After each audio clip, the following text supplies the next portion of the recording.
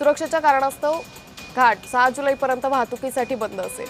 त्यामुळे आंबेनळी घाट हा 3 दिवसात दोनदा दरड कोसळल्यानं वाहतुकीसाठी बंद करण्यात आलेला आहे।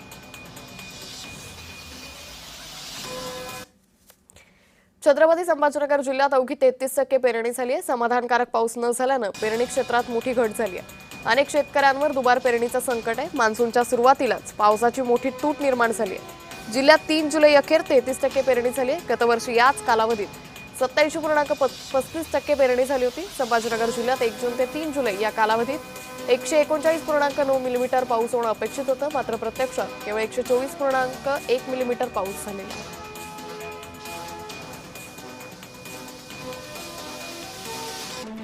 तर कोणत्या पिकांची किती पेरणी झाली आहे ते आपण पाहतोय। कापूस पेरणी अवघी 28%, मका पेरणी 37%, सोयाबीन पेरणी 45%,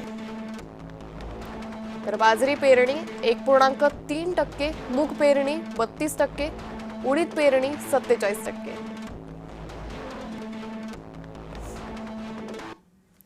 रत्नागिरी जिल्ह्यात पावसाचा जोर वाढतोय। चिपळूणमध्ये संभाव्य पूर